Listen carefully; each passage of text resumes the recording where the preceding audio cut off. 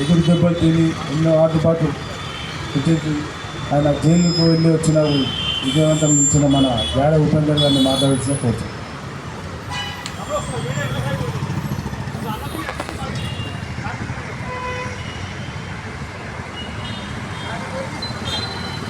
జై భీమ్, జై భీమ్.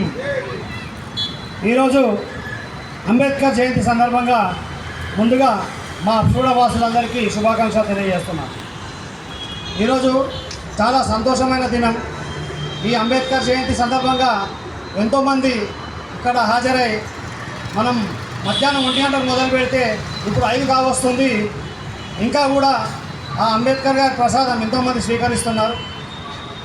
అంబేద్కర్ గారి ప్రసాదం అంటే చాలామంది ఇష్టంతో తింటారు. ఎందుకంటే అంబేద్కర్ గారు ఏ ఒక్క జాతికో కాదు, ఎన్నో కులాలకు ఎన్నో జాతులకు మేలు చేశారు.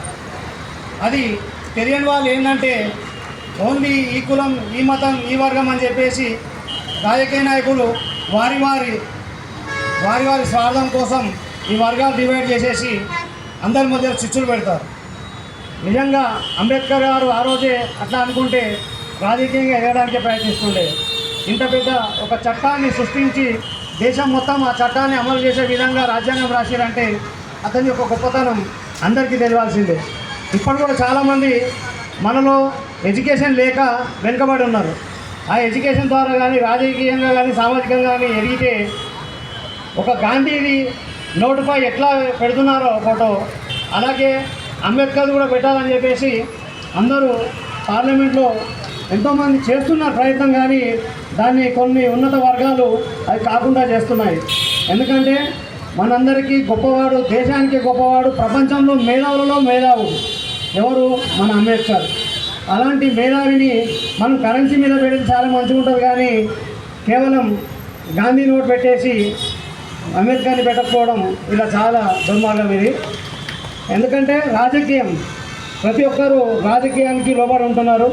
కానీ మనలో సామాజిక స్పృహ లేనందుకు ఈ యొక్క తేడాలు కనిపిస్తున్నాయి.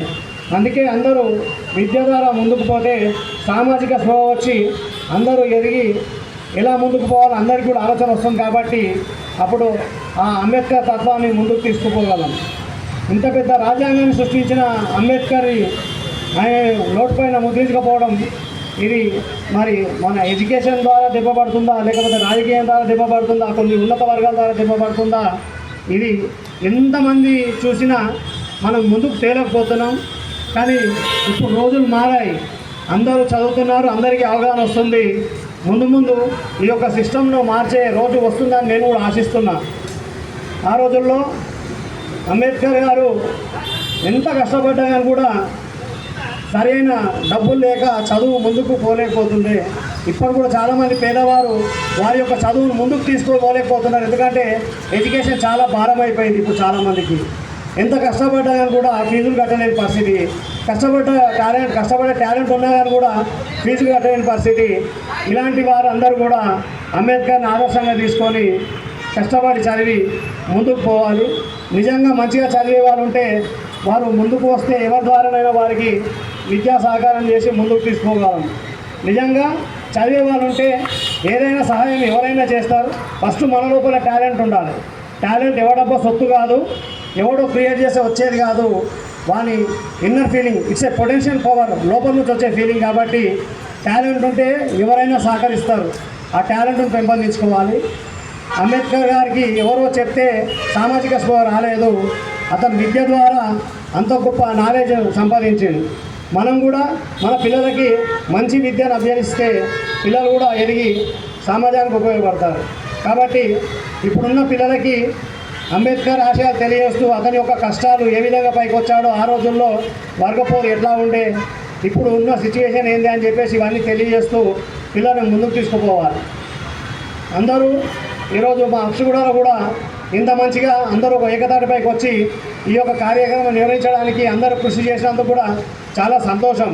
ఎందుకంటే మొన్ననే చేద్దామని డిసిషన్ తీసుకున్న 1 డేలో ఇంతమంది కోఆపరేట్ చేసి ఇంత ముందుకు వచ్చిరంటే నెక్స్ట్ ఇయర్ 10 రోజుల ముందు నుంచే డిసిషన్ తీసుకుంటాం.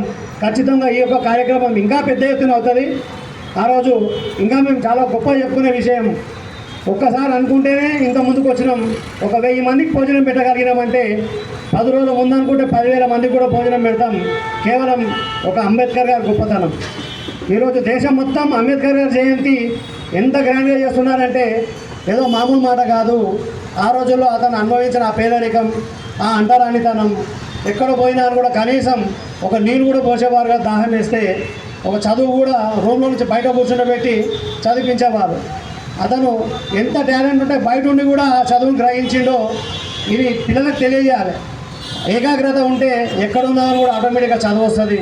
ఏకాగ్రత లేనప్పుడు వాడిని ఫస్ట్ బెంచ్లో కూర్చోబెట్టినా కూడా చదువు రాదు. ఫస్ట్ మనిషికి ఏకాగ్రత ఉండాలి. ఏకాగ్రత ఉంటే ఏదైనా సాధిస్తారు. ఆ ఏకాగ్రత వచ్చేలాగా మనం ప్రయత్నించాలి. జై భీమ్, జై జై భీమ్.